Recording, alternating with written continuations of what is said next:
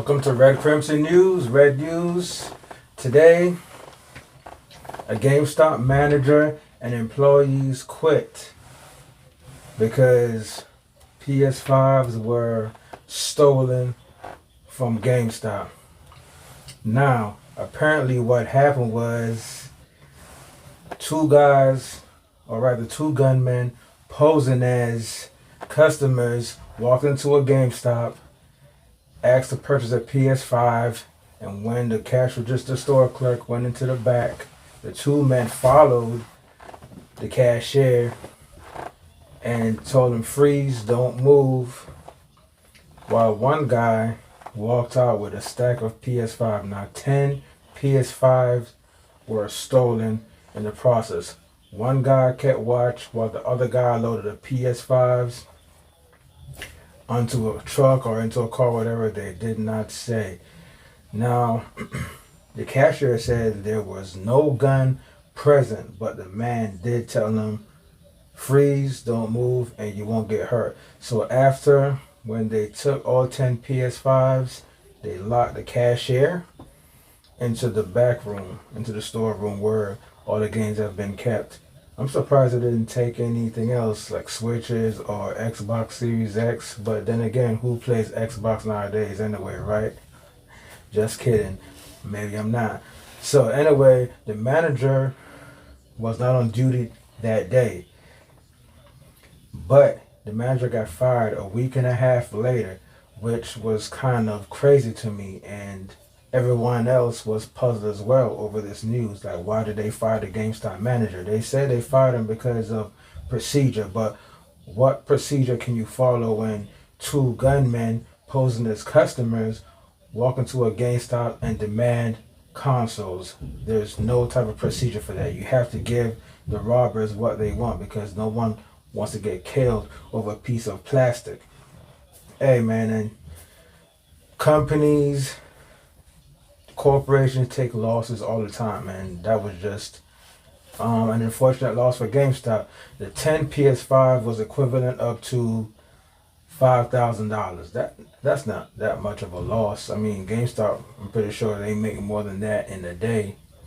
But you know, GameStop is a lousy company to work for, from what I've been hearing, and as a customer, their service is really terrible. We all know GameStop is terrible, but at the same time, that's where we get all of our gaming needs. There's no other where else to get games other than Walmart and Target. And we all know some of those big chain stores don't carry a lot of game-specific titles and accessories that us hardcore gamers like to get our hands on. GameStop is the only store where we can get our, gaming needs. So it's kind of like you love them, you hate them. I mean, that's the best way I can put it. Now, I personally think it sounds like it was an inside job. And don't get me wrong, guys. I do not want to make the employees look bad. I don't want to put any ideas into the detective and the police officers who is investigating the case, or rather was investigating, or even if they are still investigating it. I don't want to put any ideas into anybody's head. It's just my personal opinion.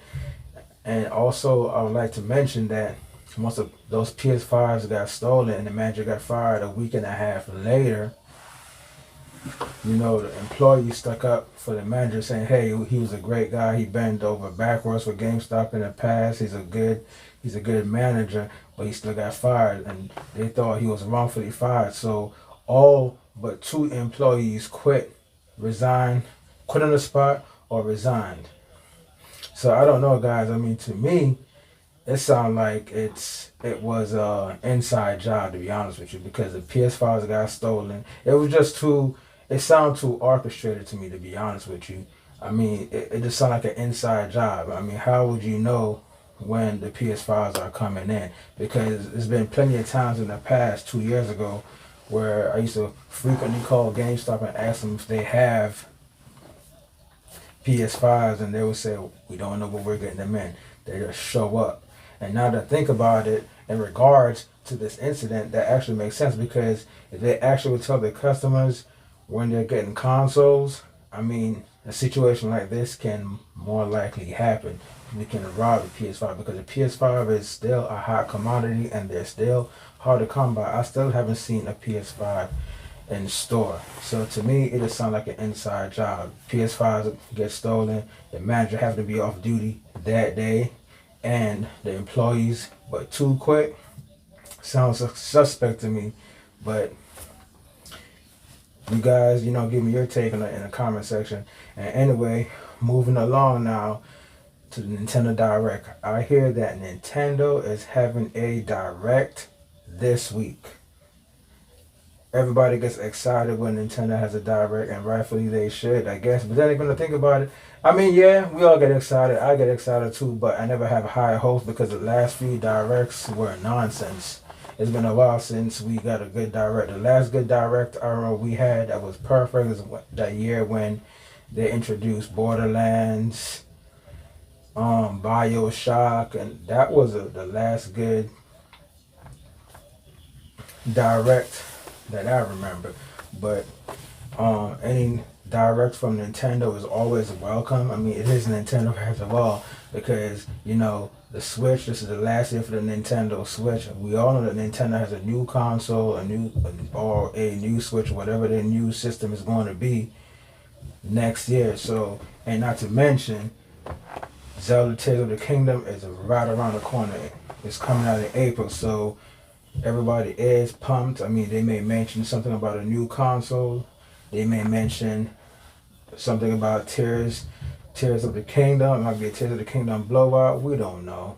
I mean, hopefully, they show something Zelda related. And I mean, it's just so many things that's up in the air. I mean, a lot of people are saying that Nintendo's not going to have any big hitters after Tears of the Kingdom.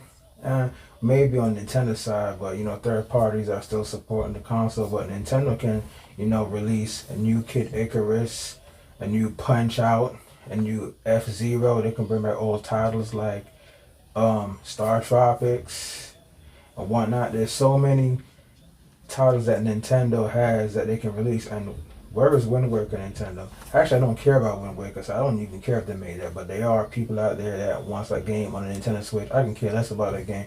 But can't we get Twilight Princess? I would love to have a physical copy of Twilight Princess manual and all that. That's what I want. And not to mention Star Fox. Nintendo, stop playing Star Fox. Stop putting Star Fox on the back burner. We need a new Star Fox. Can we please at least get the Wii U version of Star Fox with just, standard controls, and Twilight Princess with standard controls? That's, that'll be so lovely, Nintendo. And last but not least, last bit of news actually. I'm going to make this the last bit of news before I go. Remember the incident of the PlayStation 5 sitting upright? People have been saying that if you have your PS5 sitting upright, vertical, that the die from the chip on the protective die, I forgot the die that's around the chip, the protective die, I forgot the name of it. It can potentially leak if you have your console sitting upright, and it'll leak onto the motherboard, and it can actually ruin your PS5. There were also studies saying that some PS5s may do it, some may not do it. Not all PS5, depending on what year model you got. Because remember, maybe the first batch of PS5s may have been faulty, and the second, the third batch, or fourth batch that have been dispatched to stores, are more improved, more efficient. So you may not, or you may not get the die leak if you have your console sitting upright. Personally, ever since I've gotten my PS5 has been sitting upright. It's been sitting vertically. Ever since I've gotten it, I have no issues. But if I do get an issue, and if there is an issue, it potentially will take time. This is a problem that takes time to build up. So my PS5 is sitting over there. It could be leaking out right now. I don't even know. Maybe in the next year or so, it might shut down. I don't know. Or it may be fine. Something tells me that my PS5 is pretty much fine. But knowing this, I may even start laying it down And some people may even start laying it down as well. But so far I haven't. I just let it sit up upright because I do not have enough space on my shelf to have it laying it down. So I'm cool. Even though it's hard to get PS5s nowadays, and if you're worried about it, you should have it sitting down, but I really don't care. I guess I'll worry about it when I need to worry about it. But somebody tells me I'll be fine. I don't even play my PS5 that much anyway. Yeah, but if you guys are worried about it, lay your PS5 down.